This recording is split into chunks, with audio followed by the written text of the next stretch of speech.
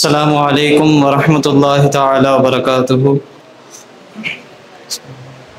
الحمد لله على كل حال.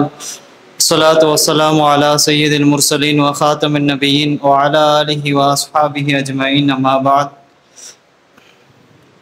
தினம் ஒரு சூரா என்ற அடிப்படையில் இன்று நாம் பார்க்க இருக்கின்ற சூரா கிட்டத்தட்ட 129 ஆயத்துகளையும் ஃபாத்திஹா சூராவுக்கு அடுத்து அதிகமாக 14 பெயர்களை கொண்ட ஒரு சூரா சூரத்து தௌபா. இந்த சூறாவுக்கு என்னதான் 14 பெயர்கள் கூறினாலும் 14 பெயர்கள் கூறப்பட்டாலும் பிரபலமான பெயர்கள் 3 பெயர்கள்.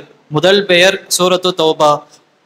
ஏன் இந்த சூறாவுக்கு சூரத்து தௌபா என்ற பெயர் வந்ததுன்னா கிட்டத்தட்ட ஐந்து தௌபாக்கள் சம்பந்தப்பட்ட ஆயத்துகள் இந்த சூறாவில் கூறப்பட்டுள்ளது. முதலாவதான தௌபா அல்லாஹ் முனாஃபிகீன்களுக்கு கொடுக்கக்கூடிய தௌபாவை பற்றி அல்லாஹ் குர்ஆனிலே கூறுகின்றான்.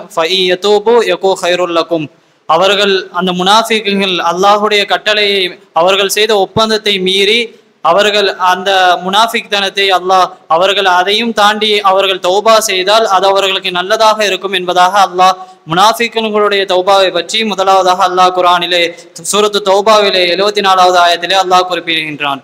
இரண்டாவதாக சில நபர்கள் இருப்பார்கள், அவர்கள் தான் செய்த தவறை ஒப்புக்கொண்டு அவர்கள் நன்மையும் தீமையும் கலந்தவாறே செயல்கள் செய்து தான் செய்த தவறுகளை ஒப்புக்கொண்டு அப்படிப்பட்ட அந்த நபர்களுடைய தௌபாவையும் அசல்லாஹு ஏதூபா அலையும் அவர்களுடைய பாவங்களையும் அல்லாஹ் மன்னிக்கலாம் என்பதாக அல்லாஹ் குர்ஆனிலே இந்த சூரத்து தௌபாவிலே 102வது ஆயத்திலே அல்லாஹ் கூறுகின்றான். மூணாவதாக இபாதத் அடியார்களுடைய எல்லா பாவங்களையும் அல்லாஹ் மன்னிப்பான் என்பதாக அல்லாஹ் குர்ஆனிலே அலம் யாலம் அன்னல்லாஹ யக்பலு தௌபத்து அன் இபாதிஹி, அடியார்களுடைய தௌபாவை அவர்கள் அல்லாஹ் ஏற்றுக்கொள்வான் என்பதை அவர்கள் அறிய மாட்டார்களா என்று அடியார்களுடைய தௌபாவை விஷயத்தையும் அல்லாஹ் இந்த குர்ஆனிலே சூரத்து தௌபாவிலே 104வது ஆயத்திலே அல்லாஹ் குறிப்பிடுகின்றான். நான்காவதாக நபி ஸல்லல்லாஹு அலைஹி வஸல்லம் தௌபத்து அலன் நபி வல் முஹாஜிரீன வல் அன்சார், நபி ஸல்லல்லாஹு அலைஹி வஸல்லம் அவருடைய பாவத்தையும் அல்லாஹ் மன்னித்தான், மேலும் முஹாஜிர்களுடைய அன்சார்களுடைய பாவத்தையும் அல்லாஹ் மன்னித்தான் என்பதாக சூரத்து தௌபாவிலே லகத் தாபல்லாஹு அலன் நபி வல் முஹாஜிரீன வல் அன்சார், நபியுடைய தௌபாவையும் நபி ஸல்லல்லாஹு அலைஹி வஸல்லம் அவர்களுக்காக தன்னுடைய சொந்த ஊரையும் குடும்பத்தையும் சொத்தையும் விட்டுவிட்டு மதீனாவுக்கு ஹிஜ்ரத் செய்த அப்படிப்பட்ட முஹாஜிர்களுடைய தௌபாவையும் அன்சாரிகளுடைய தௌபாவையும் அல்லாஹ் தஆலா ஏற்றுக்கொள்வான் என்பதாக சூரத்து தௌபாவிலே 117வது ஆயத்திலே அல்லாஹ் குறிப்பிடுகின்றான். அடுத்ததாக ஐந்தாவதாக ஒரு 3 பேர்கள் அல்லாஹுடைய வாக்கை எதிர்பார்த்து தீர்ப்பு கொடுக்காமல் இருந்தார்கள். அப்படிப்பட்டவர்களுடைய தௌபாவையும் அல்லாஹ் ஏற்றுக்கொண்டான் என்பதாக சூரத்து தௌபாவிலே 118வது ஆயத்திலே அல்லாஹ் குறிப்பிடுகின்றான். இப்படி இந்த 5 தௌபா சம்பந்தமாக இந்த 5 விஷயங்கள் வருவதால் இந்த சூறாவுக்கு தௌபா என்ற பெயர் சூரத்து தௌபா என்ற பெயர் வந்ததாக இமாம்கள் குறிப்பிடுகின்றார்கள். இரண்டாவது பிரபலமான பெயர் பராஆ என்ற பெயர். இந்த பெயர் எதனாலனா அந்த சூறாவுடைய ஆரம்பத்திலே பராஅத்து மினல்லாஹி வ ரசூலி என்ற ஆயத்து வருவதால் இந்த சூறாவுக்கு சூரத்து தௌபா என்ற பெயர் சூரத்துல் பராஆ என்ற பெயர் வந்ததாக இமாம்கள் குறிப்பிடுகின்றார்கள்.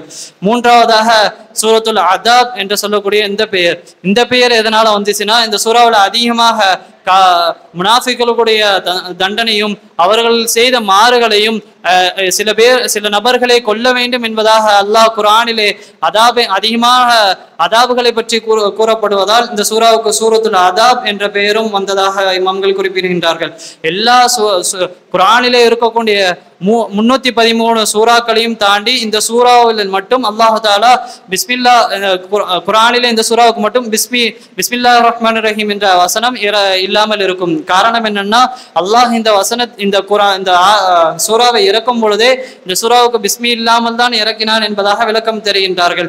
இந்த சூறாவிலே பிஸ்மில்லா இல்லாமல் எப்படி இந்த பிஸ்மி இல்லாத இந்த சூறா வந்து குர்ஆன் எப்படி இந்த உலகத்திற்கு இறக்கப்பட்டதோ, எப்படி நபி ஸல்லல்லாஹு அலைஹி வஸல்லம் அவர்களுக்கு கொண்டு வந்து இந்த குர்ஆன் சமர்ப்பிக்கப்பட்டதோ அதே போன்று 1440 ஆண்டுகள் கடந்தும் இன்றும் நமக்கு மாறாமல் இருக்கிறது என்பதற்கு உதாரணமாகவும் இந்த சூரா நமக்கு அத்தாட்சியாகவும் இருக்கிறது. இந்த பிஸ்மில்லாஹிர் ரஹ்மானிர் ரஹீம் என்ற வார்த்தை இல்லாததற்கு காரணமாக சிலவற்றை குறிக்கிறார்கள். அதில் ஒரு காரணம் என்னன்னா இப்னு அப்பாஸ் ரலியல்லாஹு அன்ஹு அவர்கள் அலி ரலியல்லாஹு அன்ஹு கேட்கிறார்கள், எதற்காக இந்த சூரத்துல் பராஆவிலே பிஸ்மில்லாஹிர் பிஸ்மில்லாஹிர் ரஹ்மானிர் ரஹீம் என்ற வார்த்தை எழுதப்படவில்லை என்பதாக கேட்கும் பொழுது அலி ரலியல்லாஹு அன்ஹு அவர்கள் கூறுகின்றார்கள், இந்த பிஸ்மில்லாஹிர் ரஹ்மானிர் ரஹீம் என்ற வசனம் என்பது, இந்த வார்த்தை என்பது அமானா, பாதுகாக்கப்பட்ட ஒரு வார்த்தை.